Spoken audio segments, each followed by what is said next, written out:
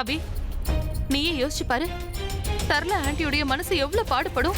பாவம் பயந்து போயிருக்காங்க. ஏன் மேலே எனக்கு கோவமா வருது. இந்த உண்மையெல்லாம் தெரியாம அவங்கள பத்தி நான் எவ்வளவு தப்பா பேசிட்டேன். ஆனா இப்பதான் எனக்கு நல்லா புரியுது, இது எல்லாம் இந்த பிரக்யாவோட வேலைதான். எது வேணா பொய்யா இருக்கலாம். சரளா ஆண்டி கண்ணுல இருந்து வர கண்ணீர் பொய் இல்ல. யோ கரெக்ட். அப்படி ஒரு வேலை சரளா ஆண்டிக்கு பணம் தேவைப்பட்டிருந்தா அவங்க உன்கிட்டயே கேட்டிருப்பாங்க. இப்படி எல்லாம் திருட வேண்டிய அவசியமே அவங்களுக்கு கிடையாது. பணத்துடைய தேவை, பணத்து மேல பேராசை எல்லாமே இவளுக்கு மட்டும்தான் இருக்கு. பணத்துக்காக இவ என்ன வேணாலும் செய்வான்னு நம்ம எல்லாருக்குமே தெரியுமே. பணம் தான் முக்கியம்னு புருஷனையே உதறி தள்ளவ தானே இவ. அபியை ஏமாத்தி மொத்த ப்ராப்பர்ட்டியை எழுதி வாங்கினதோட இல்லாம பெத்த அம்மாவையே திருடி ஆக்கிட்ட. சரளா ஆண்டியோட இயலாமைய மனசாட்சி இல்லாம இவ தனக்கு சாதகமா பயன்படுத்திட்டா. திருடுனது அவங்க இல்ல அபி, திருடி இவதான்.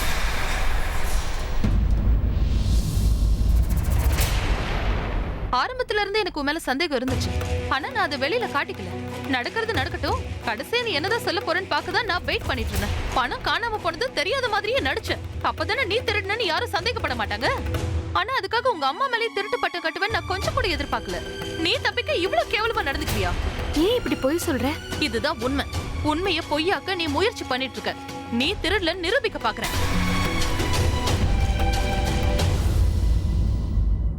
தனு ஏன் இப்படிலாம் பண்றா?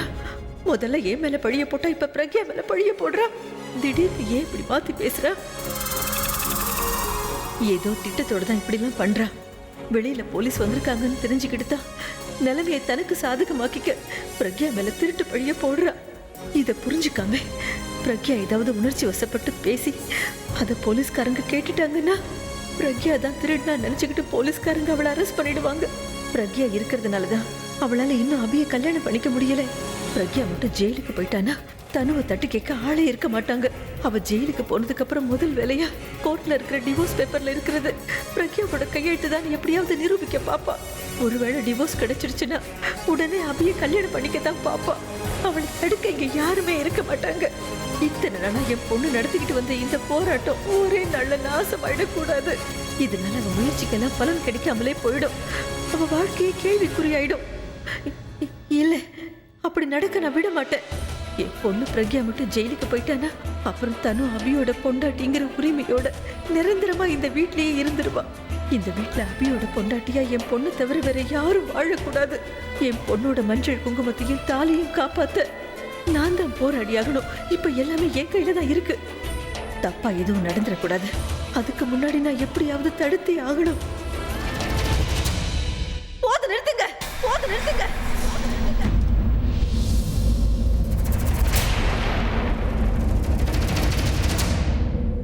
அந்த 1 கோடி ரூபாய் பணத்தை நான் தான் திருடினேன். சுமாரு சரளா, யாரோ என்னமோ பேசுறாங்கன்னு நீ இப்படி எல்லாம் பண்ணாத. தயவு செஞ்சு என்ன மன்னிச்சிருங்கம்மா. நான் மட்டும் இப்ப இப்படி பண்ணலன்னா நீங்களும் பிரக்யாவும் கண்ட கனவு எப்பவும் நிறைவேறாமலே போயிடும். பிரக்யாவுக்கு பதிலா தனு இந்த வீட்டுக்கு மருமகள் ஆயிடுவா. அதோட என் பொண்ணு பிரக்யா அபியை விட்டு நிரந்தரமா பிரிஞ்சு போயிடுவா.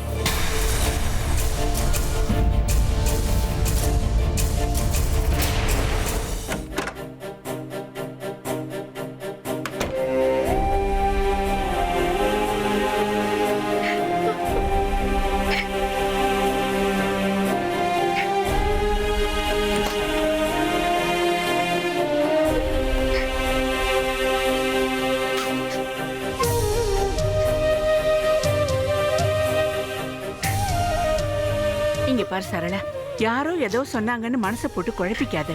நீ எங்கேயும் போக கூடாது, இங்கதான் இருக்கணும். நீ பிரக்யா கூட இருக்க வேண்டியது ரொம்ப முக்கியம். நீங்க சொல்றதெல்லாம் எனக்கும் நல்லாவே புரியுதுமா. ஆனா நான் என் பொண்ணுக்கு பலமா இருக்கணும்னு தான் ஆசைப்படுறேன். பலவீனமா இல்ல. இருக்கிற கஷ்டம் போறாதுன்னு என்னாலே அவ கஷ்டப்படுறது என்னால பாத்துக்கிட்டு இருக்க முடியல. அதனால என்ன தடுக்காதீங்க. நீ அப்படி நினைக்கிற சரளா? நீ அப்படி ஒரு காரியத்தை பண்ணி இருக்க மாட்டேன்னு நான் உறுதியா நம்புறேன். நான் சொன்னா கூட கேட்க மாட்டியா? ஆனா இந்த வீட்டுல இருக்கிறவங்களுக்கு அந்த நம்பிக்கை இல்லையே. இது இதோட நிக்காது. என்ன நிரபராதி நிரூபிக்கிறதுக்காக என் பொண்ணு பிரக்யா என்ன வேணாலும் செய்ய தயங்க மாட்டா. நான் அதை விரும்பல. அவளோட கவனம் முழுக்க அபியை அடையறதுக்காக நடத்துற போராட்டத்துலதான் இருக்கணும். என்னால அவ போராட்டத்துக்கு தடங்கள் தான். அதை என்னால தாங்கிக்கவே முடியாதுமா. அதனாலதான் நான் இந்த வீட்டை விட்டு போறேங்கிறேன். நான் இந்த வீட்டை விட்டு போனாலும் அவளுக்கு துணையா நீங்க இருக்கீங்கல்ல. நீங்க அவ கூட இருக்கிற வரைக்கும் அவளுக்கு எந்த குறையும் வராதுங்கிற நம்பிக்கை எனக்கு இருக்குமா? தயவு செஞ்சு என்ன போக விடு. விட்டுருங்க. இதுக்கு மேல இங்க இருந்து என்னால என் பொண்ணு கஷ்டப்படுறத பார்க்க நீ முடியாது. கூட இல்லைன்னா பிரக்யா தவிச்சு போயிட்டு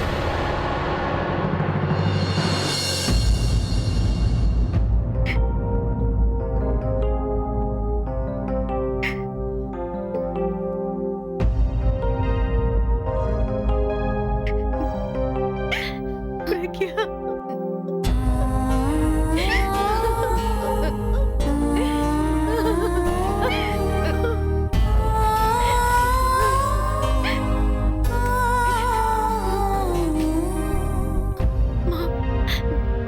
என்னை விட்டு போகாதீங்க. நான் எங்கம்மா போக போறேன்?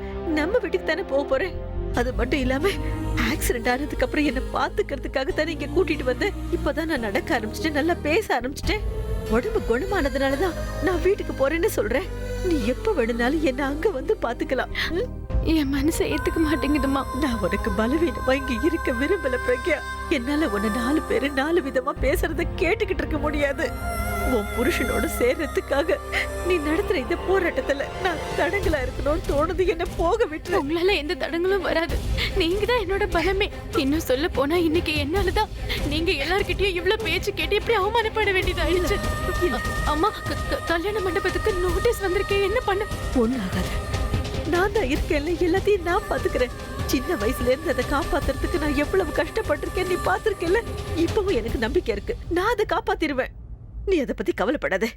உன் கவனம் எல்லாம் ஒரு விஷயத்துலதான் இருக்கணும். உன் புருஷனை அவரோட எதிரிக கிட்ட இருந்து காப்பாத்தணும். அதுக்கப்புறம் அவரு நீ வாழ்க்கையில ஒண்ணு சேரணும். அந்த லட்சியத்துல நீ கிட்டத்தட்ட நெருங்கிட்டேம்மா. இந்த நேரத்துல என்ன நினைச்சு நீ உன் கவனத்தை செதற விடக்கூடாது. நீயும் அபியும் சேர்றதில்ல. என்னால ஒரு சின்ன தடங்கள் வந்தா கூட அப்புறம் நான் உயிரோடவே இருக்க மாட்டேன்ப்பா, இருக்க மாட்டேன். இந்த அம்மா சொன்ன கேப்பேல, நான் உன்னை விட்டு எங்கேயும் போகல.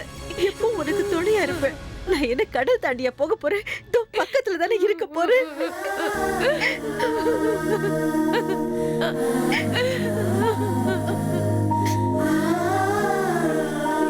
நீ அழக்கூடாதுமா, அழக்கூடாது. என்ன பார்க்கணும் தோணுச்சுன்னா நீ வீட்டுக்கு வா. அந்த ஆண்டவரோட ஆசீர்வாதம் உனக்கு எப்பவும் இருக்கும். நீ நல்லா இருப்ப. எல்லாம் நல்லது நடக்கும், தைரியமாயிரு. நான் போயிட்டு வரேன்.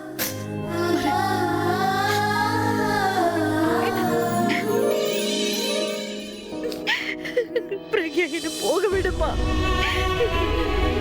இதுக்கு மேல என்ன அழ வைக்காதடா, என்னால முடியல.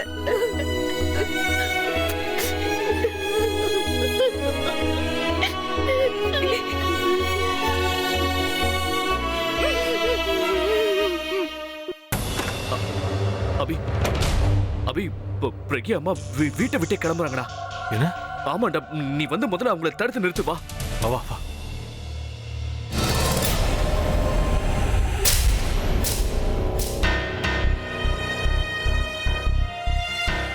ஏய், என்னடா இது? உட்கார்ந்துட்டு எழுந்து வந்து அவங்கள ஸ்டாப் பண்ணு. அவங்க எந்த தப்பும் பண்ணிருக்க மாட்டாங்கன்னு உன் மனசாட்சிக்கே தெரியும். அப்படி இருக்கிறப்ப அவங்கள தடுக்கணும்ல. அவங்கள போக விட்டா பெரிய தப்பாயிடும். சீக்கிரம் போ அபி. இல்ல பிரபா, என்னால அவங்கள ஃபேஸ் பண்ண முடியாதுடா. அவங்க பணத்தை திருடலன்னு எனக்கு நல்லாவே தெரியும். ஆனா அவங்க ஏன் பழியை ஏத்துக்கிட்டாங்கன்னு தான் எனக்கு புரியல. என்ன ரீசன் இருக்க முடியும்? அபி, அத பத்தில நம்ம அப்புறமா யோசிக்கலாம்டா. அவங்க எந்த தப்பும் பண்ணல, நீயே நம்புறல. அப்புறம் எதுக்காகடா இப்படி தயங்குற? இல்ல பிரபா, என்னால அவங்கள போக வேண்டாம்னு தடுக்க முடியாது. ஒரு விதத்துல பார்த்தா இது எல்லாத்துக்கும் நான் தான் காரணம். நீ சொன்னா மட்டும் தானே அவங்க கேட்பாங்க. தயவு செஞ்சு போக வேண்டாம்னு வந்து சொல்லு. சரளா ஆண்டியும் என்ன மாதிரி தாண்டா. அவங்க வீட்டை விட்டு போகணும்னு டிசைட் பண்ணிட்டாங்கன்னா யார் சொன்னாலும் கேட்க மாட்டாங்க. சரிடா, நீ வந்து அவங்கள தடுக்க வேண்டாம். அட்லீஸ்ட் அவங்கள பாக்குறதுக்காக அங்க வரலாம்ல. அப்பதான் நீ அவங்கள சந்தேகப்படல, மனப்பூர்வமா நம்புறேன்னு அவங்க தெரிஞ்சுப்பாங்க. அந்த நம்பிக்கை கிடைச்சாலே அவங்களுக்கு அது ஆறுதலா இருக்கும். இத கூட உன்னால செய்ய முடியாதா? பிரபா, என்னை விட்டுறா. என்னால எதுவுமே பண்ண முடியாது. அவங்க முன்னாடி வந்து நான் எப்படி நிப்பேன்? அவங்கள எப்படி ஃபேஸ் பண்ணுவேன்? அவங்க கிட்ட வந்து நான் என்னன்னு சொல்லுவேன்? இதெல்லாம்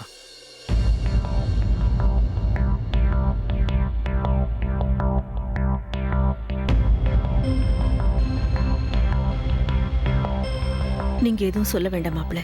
நடந்ததெல்லாம் நல்லதுக்குன்னு எடுத்துக்கிறதா எல்லாருக்கும் நல்லது. உங்ககிட்ட ஒரு வார்த்தை சொல்லிட்டு போலான்னு தான் வந்தேன். உங்க மனசு சுத்தமான தங்கம் மாதிரி மாப்பிள்ள. உங்க கண்ணுல நான் என்னைக்கு உண்மையை தான் பார்த்திருக்கேன். நான் அந்த ஆண்டவ கிட்ட ஒரே ஒரு விஷயத்தை தான் வேண்டிக்க போறேன். உண்மையா இருந்து உண்மைக்காகவே தொட போறேன் உங்களுக்கு. உங்க வாழ்க்கையில உண்மை எது பொய் எதுங்கிற உண்மையை அவன் தான் புரிய வைக்கணும்.